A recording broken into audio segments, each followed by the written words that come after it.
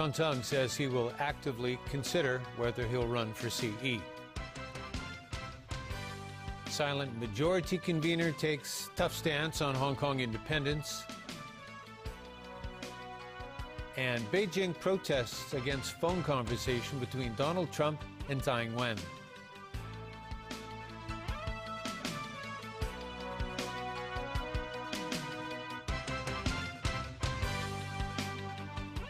Good evening. The financial secretary today made one of his strongest indications yet that he plans to run in the chief executive election. And as Winna Wong reports, the current CE remains tight-lipped on the matter. Wherever John Tsang goes these days, it seems there is always one question that follows him.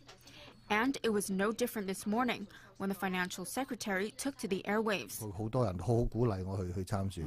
Asked whether he plans to run for the city's top job, and if so, when he would announce his candidacy, Tsang said if running for CE will benefit the people of Hong Kong, he will actively consider it, even if it means he will come under personal attacks on the campaign trail. He says many people have asked him to run and to try to resolve deep conflicts in society, while others have advised him not to because of smear campaigns staged by others. But Tsang said at the end of the day, it is not a matter of personal honor. Tsang was in Beijing last month, where he met with a number of mainland officials, including Director of the Hong Kong and Macau Affairs Office, Wang Guangya. Many see it as Tsang's attempt to seek Beijing's approval before he officially joins the race. But there have also been reports Beijing gave Tsang the red light during his trip, telling him not to run. Regarding all of these rumors, Tsang said he found them puzzling, yet entertaining. Meanwhile, his current boss and incumbent Leung Chun-ying was out and about at different events today. He spent the morning at a secondary school in Shek Kip Mei, but ignored questions from reporters on whether his finance chief had handed in his resignation. Leung remained tight-lipped on a possible re-election bid when he visited his alma mater, King's College, in the afternoon. Winna Wong, TVB News. The convener of a pro-establishment group that visited Beijing this week says the next chief executive has to suppress calls for independence here in Hong Kong. Robert Chow also likens Hong Kong independence to terrorism. Caleb Leung has that story. The pro-establishment group Silent Majority for Hong Kong visited the capital this week and met with central government leaders. The group's convener, Robert Chow, held talks with National People's Congress Standing Committee Chairman Zhang Dejiang and Director of the Hong Kong Macau Affairs Office, Wang Guangya. Speaking to TVB News, Chow said in his meeting with Zhang, they did not talk about specific candidates in the upcoming chief executive election. However, Chow did mention some important issues that the next CE has to bear in mind. Number one, tackle the small group of people who are propagating Hong Kong independence and how to suppress it. And number two is to concentrate on building Hong Kong and bringing up the economy and lessening the divisiveness in Hong Kong. Chow takes a tough stance on Hong Kong independence. He compares it to terrorism. We're bad enough in Hong Kong. We don't need bombs going off, and that would really, really hurt everyone in Hong Kong.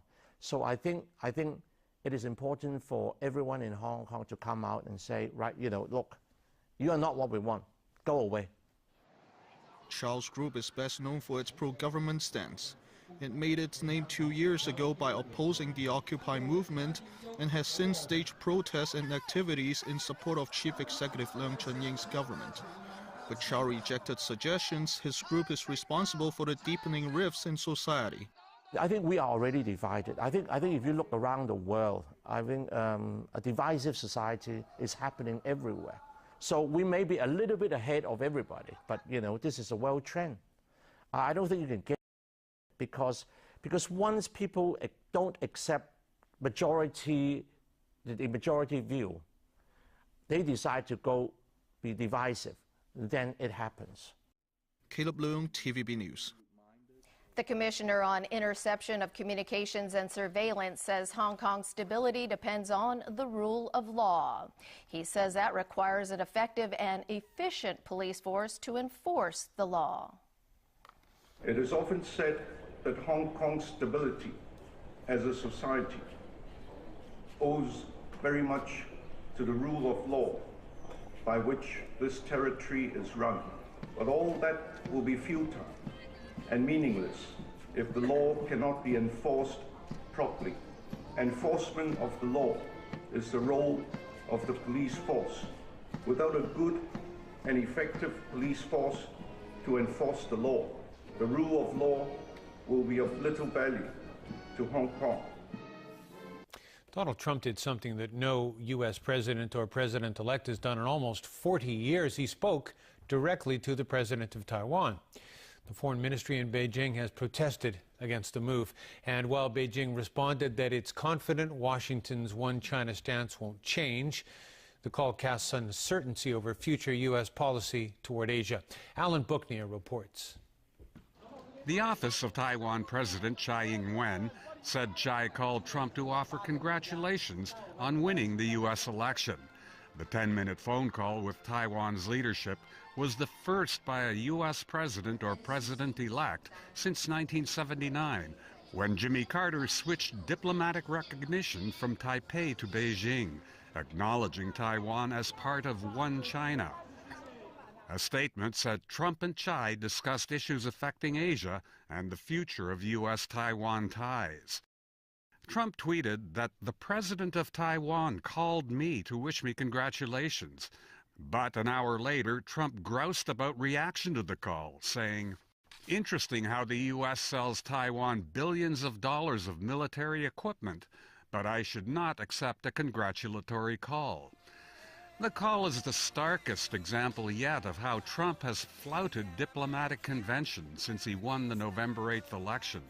He's undertaken calls with foreign leaders without guidance from the U.S. State Department, which oversees American diplomacy. A spokesman from the U.S. National Security Council said the conversation does not signal a change in cross-strait issues. In Beijing, Foreign Minister Wang Yi said the contact was just a small trick by Taiwan. Wang said he believes U.S. policy towards China would not change. A Taiwan government spokesman urged Beijing to face the new situation in the Asia-Pacific region and work together towards developing a benign cross-strait relationship. He added Taipei sees no contradiction in pursuing ties with both Washington and Beijing. Alan Bookneer, TVB News. In another call, U.S. President-elect Trump spoke on the phone with Philippine President Rodrigo Duterte. Duterte released a video of his conversation with Trump and described the 7-minute talk as encouraging. He's been angered by criticism from the Obama administration on his brutal crackdown on drugs. He's threatened to sever defense ties with the U.S. over the issue. Duterte said Trump was sensitive and understanding about his crackdown and indicated Trump wouldn't interfere. He said the two leaders had invited each other for visits. A statement from Trump's transition team, however, made no mention of an invitation. To Italy, where Prime Minister Matteo Renzi has put his job on the line over a referendum he says will make the country more competitive. But critics argue the move will silence the people of Italy.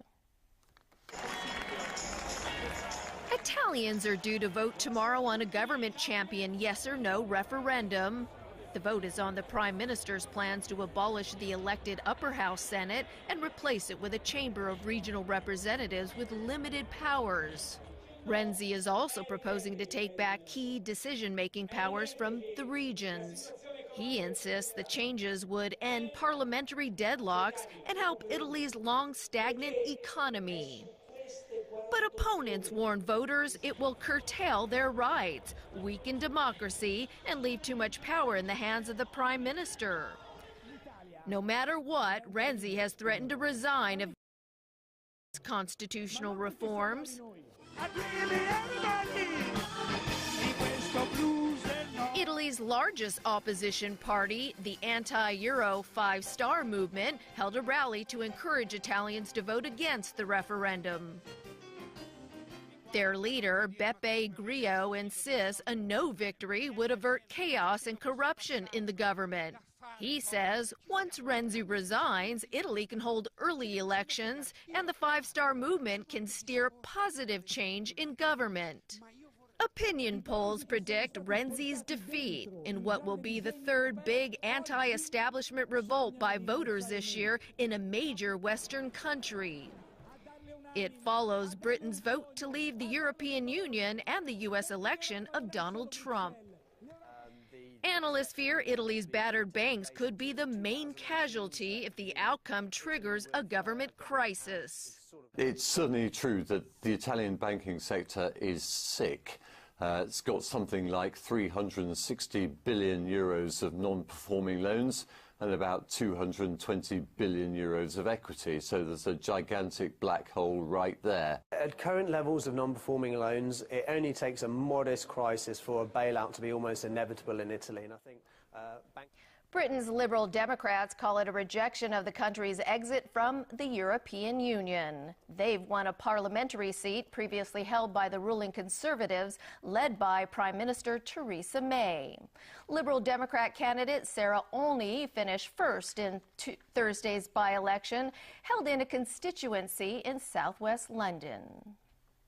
All the main candidates are united in their opposition to Heathrow expansion. So in terms of what drove the voters to cast their votes yesterday, it would have been on a range of other issues and not just Heathrow. The mayoral election, it wasn't something that came up a huge amount on the doorstep, actually. One or two people mentioned it. Certainly there was those who cared about that felt very strongly about it, but I don't think it was as big an issue as Brexit. The people of Richmond Park yesterday voted to send a message to Theresa May that the British people did not vote for a hard Brexit that will damage our economy and future generations and our standing in the world. They voted instead for a country that is open, tolerant and united. Sarah is a reminder that populism does not automatically have to win. Those results, Brexit, Trump, the last general election, there's nothing inevitable about them. It is entirely possible for moderate, progressive people to win through. And still ahead in our newscast, another massive show of force against the South Korean president. Compensation not ruled out over troubled air traffic control system. And a triumphant return for award-winning female football coach.